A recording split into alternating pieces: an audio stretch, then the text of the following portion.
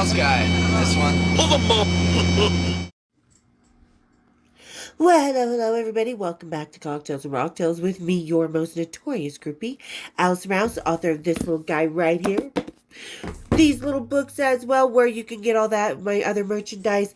Go down, hit that link tree, check it out, fiddle about, because you know how much I love it. And how much I love you guys here. I can just really never express truly, like, how much this family means to me. And all the new people, welcome aboard. All the ladies I'm meeting, I'm so excited. And I want to send a special thank you and shout out to Stacy, who's an amazing author of Rock and Roll Nightmares, volumes 1 and 2. She did me a really big solid, and that doesn't happen very often when it comes to John Entwistle, as we all know here. So, fucking badass of you, Stacy. Thank you so much. Truly. I'm excited to be on your show. I'm excited to have you on mine. You guys, she's going to be the first author that I really get to have on and I'm so excited to ask many questions because, you know, we're both rock chicks. We're both authors. So it's going to be kind of exciting to see where her journey started, you know, and what kind of led her down the path she wants to go. So special shout out to Stacy. Thank you. You are badass, honey. Really, truly. From the bottom of my heart, you rock. You're awesome. You guys here, really, truly. I'm so lucky to have an amazing family. Thank you from the bottom of my heart. I love you all so much. So, all right. And speaking of love so much, you know, today's topic about a band, we all know that I have a very special love-hate relationship with them. I used to love them, now I hate them, basically. But we're going to talk about one in particular thing. So we are going to talk about a little bit of something. There's a video that's floating around of something from the morning after, something we had done, Danny and I had done with these guys the night before. So we're going to talk about that.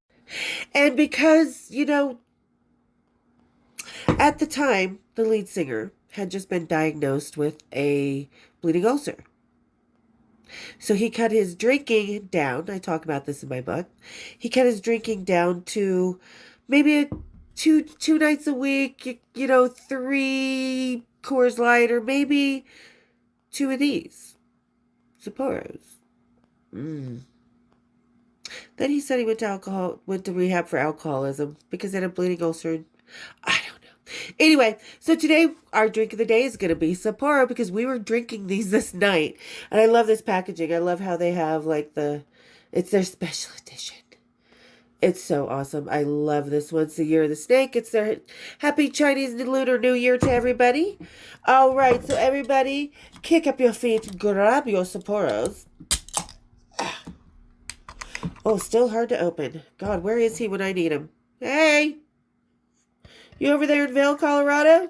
All right, everybody. Kick up your feet, grab your Sapporos, and let's have a little cocktails and a rocktails. Cheers, big ears.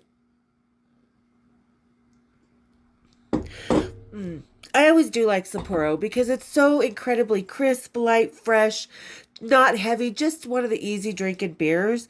And I really, really love it. And honestly, rock and roll introduced me to it, and James Hetfield was one of them. He was always kind of a light beer type of guy. So yeah, and we're going to talk about this. I'll let it play for a minute.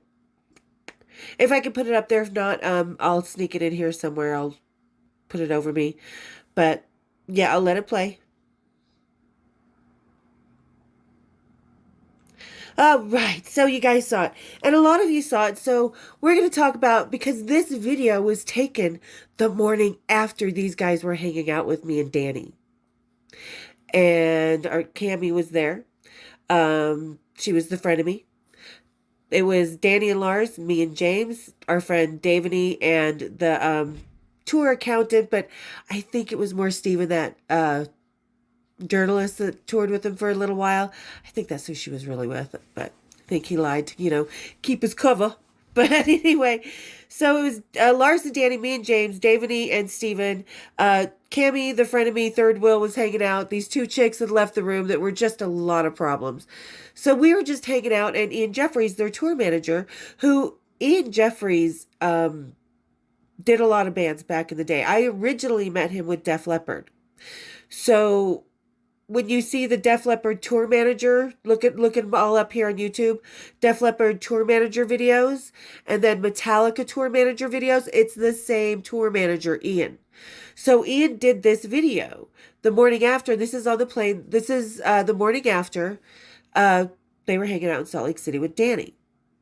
And I'll tell you the story behind it because it's a really awesome story, you know. And Ian Jeffries, now, Ian kind of had a little bit of a history with the band, but when he went out with them again on the Black Tour, that's kind of when ego started happening. What do you call it? Band politics, when they started becoming who they are now, which, take him or leave him.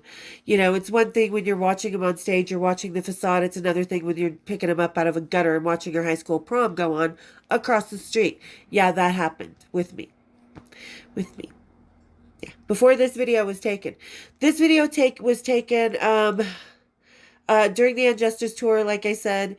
It was the night after the show. And we were having just one of those cool kickback wild nights. It wasn't like people think in the 80s there were these big kind of rock star style, the movie Rockstar, like orgies, and just everybody was standing in line 12 deep to fuck the singer and all that stuff. And it wasn't true.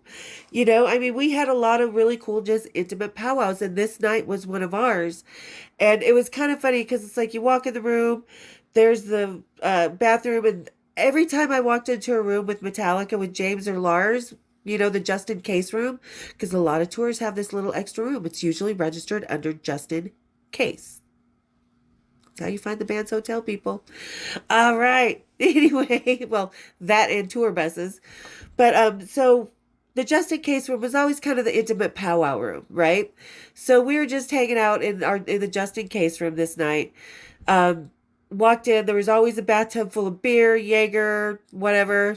Definitely Sapporos and Coors Light, because those were James's favorite at the time. God, this really is good beer. You know, Lars, there were two beds. There was the floating nightstand between the two beds, and Lars' ever-present lines of schmocaine.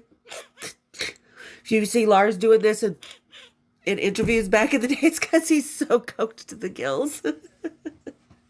Or gacked is what he called it. That was an old Euro slang for it. It's not what it means these days. It meant something different with us. So when I say he was gacked out, that's what I mean. That was Lars back then. He's clean now, you know.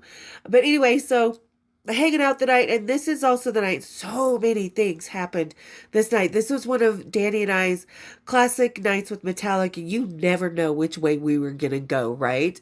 So this night we went for it.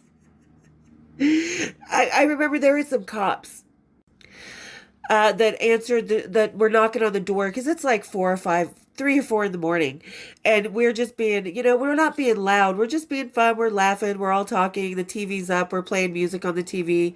So the people in the next room weren't too happy about it, and James answers the door, stretches his little long legs over there. He's like, ha ha ha ha, because you'll see why he's doing this.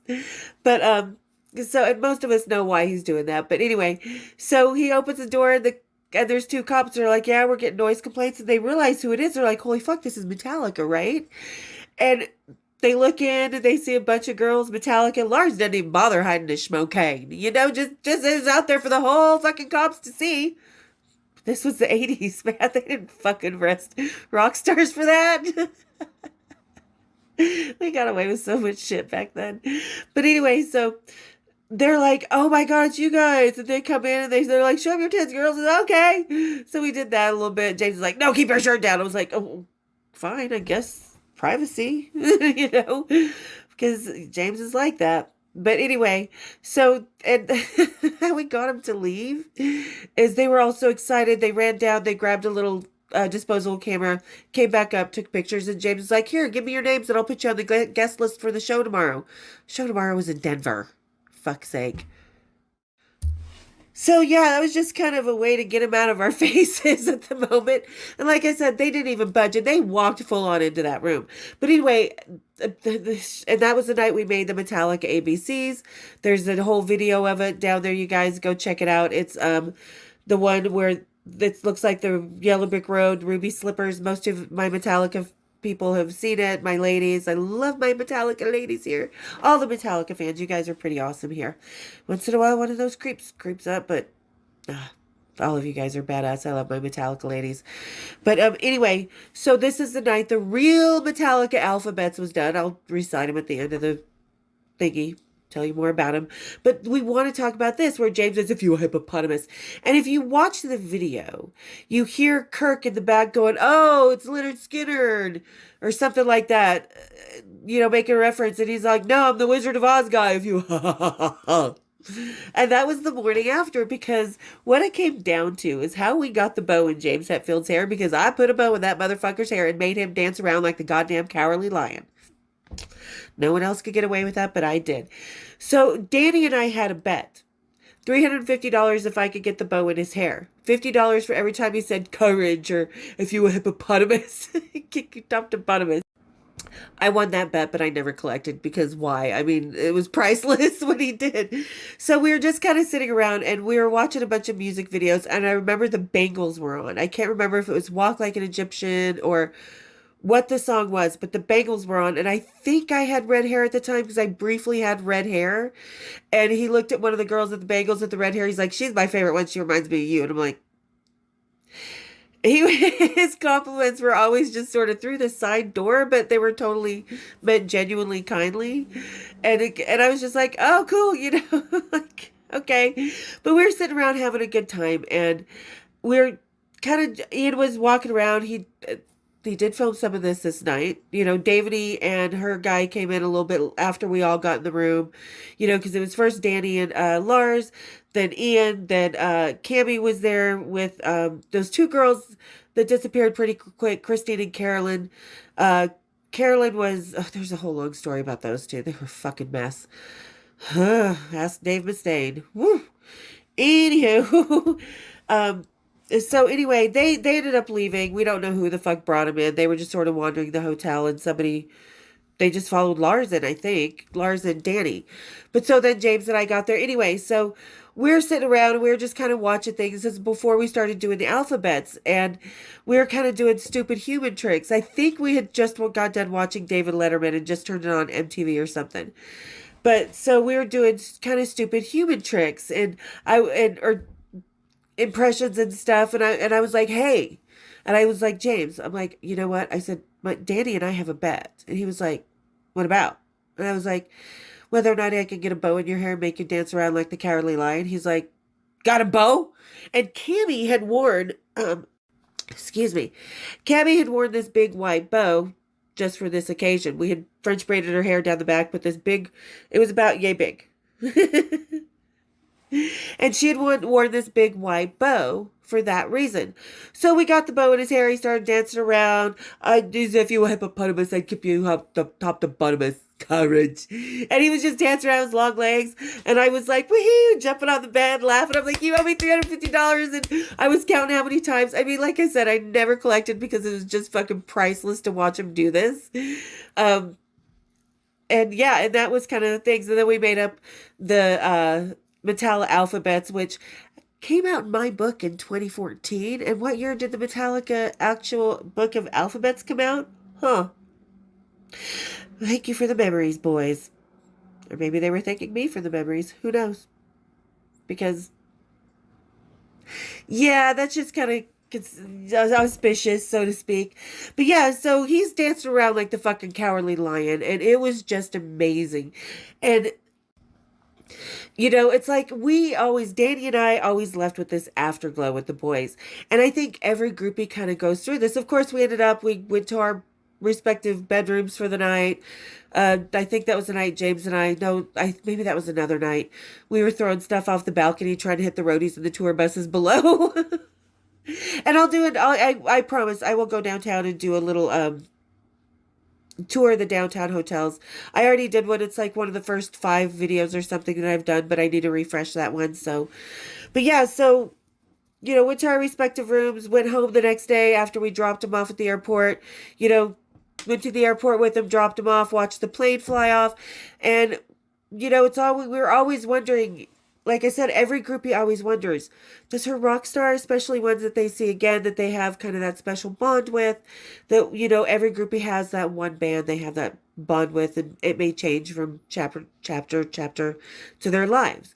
But we always wondered, and then years later when I saw this video, I was like, oh my God, they did have as much fun as we did. And they really saw us the same as we saw them. We weren't just nameless, faceless jump offs to Lars and James on the road, and even to Kirk and Jason, because even though they weren't part of our off the stage road clique, which every tour has them, you just kind of naturally go into cliques. You have old friends from other tours. You just kind of tend to get along with other people better. You want to spend, if you have a day off, hey, let's go out to dinner. You don't want to go out to dinner alone. So Jason and Kirk and their cliques weren't necessarily part of ours. Ours was like Danny, Lars, me, James, Ian, Jeffries, sometimes Laws, Dougal, the Wonder Roadie, because we all wonder what he did besides get paid. And I don't think it was the same Dougal from Led Zeppelin though. But so, I mean, and this just really kind of solidified it for us. This just really kind of made it like, there's the famous Sally Field Oscar acceptance speech. You like me. You really, really like me. And at least we knew we had that friendship with the boys. At least we knew we had that recognition from them. And that just kind of was like, oh. I mean, I would love to see Ian's, he lives in Japan, I believe now.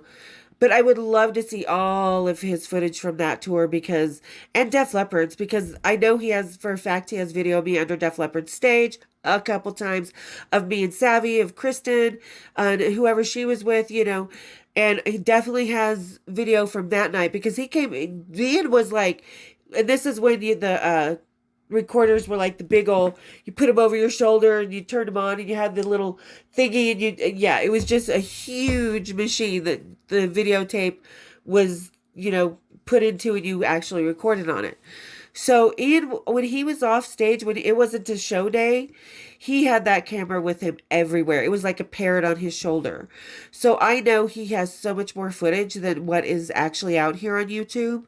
And I would love to see it one day. I would love to see what he has in Salt Lake City with the other tours he was on. Like I said, I know for a fact he's got footage of us, Def Leppard, under the stage, because it's like, it'll stay in the family, girls. It'll stay in the family. Don't worry. It's in the family. Yeah, it's always in the family with those boys. We're so incestuous that way. And not like that real way, but because rock and roll, we're all kind of 6 degrees separation from each other. That whole Kevin Bacon thing. But yeah, so it was just really cool because, it's just so many rock stars leave the afterglow for the women that they're with on the road. You hear about it more often than from the women than you do the rock stars. You have rock stars like Aerosmith, Kiss, back in the 80s, all the rock stars just praised the groupie, the road life, the road family. It came first and foremost to everyone, right? So that was kind of like, okay, but it was a generalization of the glorification of the groupie and what they meant to rock and roll. And it was still kind of cheeky, dirty, sparky, sexy little, ooh, tasty morsel type of thing. So when you see this and they're just, talking about us the night before, what did you guys do? Oh my God, hilarious. And it's like, oh, well, let me think. We put some cops on the guest list, even though they don't know that the show's in Denver. Lars didn't get arrested for the schmocaine that was on the tables. Okay, sorry, I had to stop for a second and I forgot where I was. But it was just like, to see them, taking off on the plane. We saw them waving bye to us and stuff, and we could see them in the windows, and we were like, hey, and it was tradition that we would go out to general aviation. So, oh, that's another hint that I forgot about in my How to Meet. I need to do another little mini book called How to Meet the Band. So, a lot of times the bands like Iron Maiden, Metallica, Aerosmith, a lot of the bigger bands, Lady Gaga, Taylor Swift, they have private planes. So they're going to land at general aviation. back then we kind of knew with their tour, even though we didn't have online, we would call the record company and be like, hey, what's their itinerary? What time are they coming in from Denver? Or we'd go to the hotel, what time are they checking in? So we would go meet the boys at General Aviation. There's a whole nother story about us meeting Metallica at General Aviation.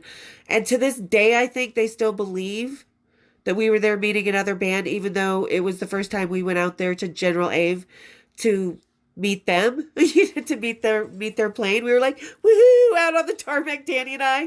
They're getting off the plane. They're like, ladies. We're like, hello, boys. So it was like, yeah. So we had just seen them fly off, and it was just so cool because it's like, hey, what did you guys do last night? Oh, I put a bow in my hair and Allison put a bow in my hair and danced around like the Cowardly Lion. And there he is. Because really, seriously, like, who else could have done that? No one. Maybe Fran, but Fran didn't think of it first. And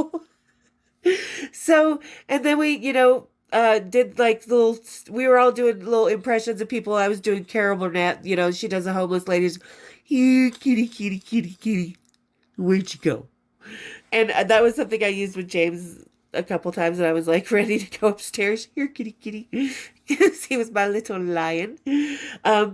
Yeah, and we made up the dirty alphabets and stuff. And like I said, I know Ian has this on tape. And I even think he set the videotape on the dresser enough, like high enough, or maybe on top of the TV to kind of film the room while this was all going on.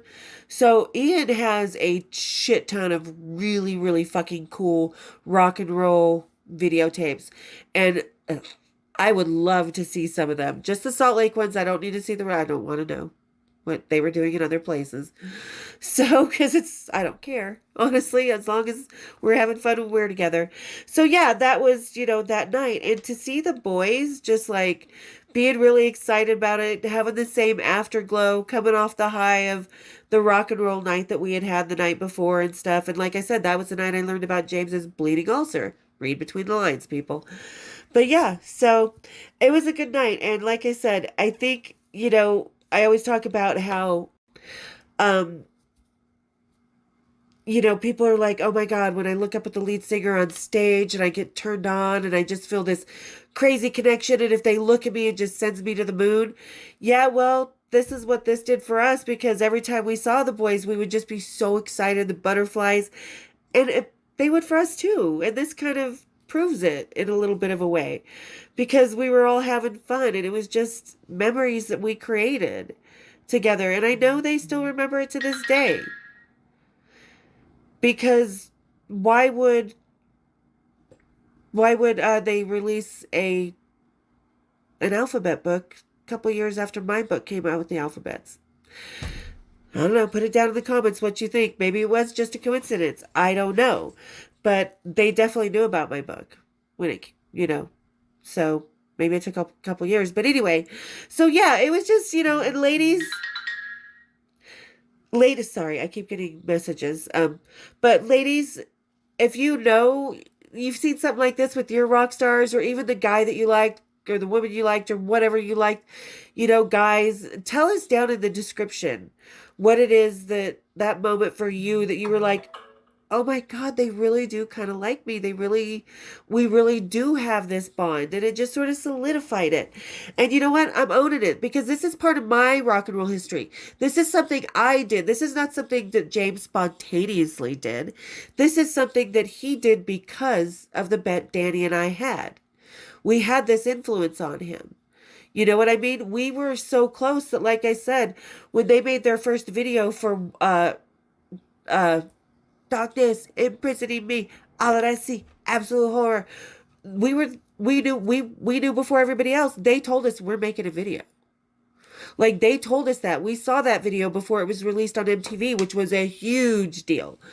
I mean, if you're from the 80s, go down in the comments and remember why it was a huge deal that Metallica made a video. Put it down in the comments for the new Metallica fans and the youngsters to ponder, because it was a huge deal. I mean, so that's how kind of close we were. When we had the car wreck, they were worried about us more than they were their roadies. They were more scared of my mom, really. But, I mean, it was just, we created so many memories that if you asked him right now about that bow in his hair, he'd be like, oh yeah, that happened. And you know what? I'm going to do it for you guys because I told you I do it at the end of the video. And it's kind of the end of the videos. And I just wanted people to see this, that, you know, rock stars do have bonds with their groupies. We're not just disposable hoes, you know. They make friendships, they make memories, they make long-term relationships. And it may not be conventional, but it's still ours and it's still true, and it's still, nobody can do anything to change it, because nobody can do anything to change this for me. To change the viewer hippopotamus. I know it's probably not there in the thingy, but you guys know what I'm doing. But yeah, so nobody can change that for me, and nobody can change the fact that it is kind of suspicious that the alphabets came out after my book did, with the actual real Metallica alphabets. And for those of you just joining us, here they go. Here are the real Metallica alphabets, because when we were doing all of our stupid human tricks and James had danced around like the Cowardly Lion, we were just having fun. And Ian Jeffries, who always came up with the great ideas, was like, hey, let's do the dirty alphabets. Everybody take a letter, and we'd go around the room with a different letter. I won't talk about and James Allen Hetfield. Like, what the fuck, dude? You got some dark shit happening to you. Okay, so, all right, here they go. Asshole, bitch, cunt, dick, erection, fart, gonorrhea, herpes, incest, jism, curl, Lars, mono, nipple belt. It's in the original video of why he said that. Ugh, James Allen. Jesus Christ. Now it gets a little fuzzy after that, because nipple belt, it just kept going. Dude, you're not touching these tonight. You may go down below it, but you're not touching these. You know? So orgasm prick, OPQ, queef, I think it was queef. NMNOPQR, Reesty, scintillating, titillating, TU, urethra. But Danny and I argued with Lars about that for a long time. We're like, what is a urethra? We don't know what this is. You're making it up. It's messed up when you have to have a sex fucking education from Lars Ulrich of Metallica, right? Oh God, it's fucked up. I was 18. Almost 19. Okay. Urethra. V is vulva. W is wanker. X, you know you stole this from me, James, because X was my letter, motherfucker. X was xylophone out your ass, because when you pull it out, it goes ring. Because what else are you going to do for X? Come on now. But James is like, yeah, that's good, that's good. Before I could say it, he's yelling it over the whole room. Still mine. Anyway. And Y is Z was Z end. So there's the real Metallica alphabet. So when you go buy the little Metallica alphabets with your book, the only one that is true and correct is L for Lars. But all right, you guys. Thank you to everybody who's getting to the end of the video, who always does. You guys really, really just rock and truly mean the world to me here. And to everybody who's just sort of haunting, press that subscribe. Come on. We need more real creators like me that are individuals, that are real, that were there, rather than the AI or the same old makeup, hair, trying on clothes, my Ipsy, my fucking TikTok shop. Let's get me out. Let's get more creators like me out here, because you guys, I just really appreciate everything you do for me. You guys are the reason this channel is growing. Thank you so, so, so much from the bottom of my heart. And if you have questions, put them down there. Like I say, I suck at answering messages. I'm great at answering the comments. And thank you guys again for getting to the end of it. And we'll see you next time on Cocktails and Rocktails. Cheers, big ears. Happy Lunar New Year.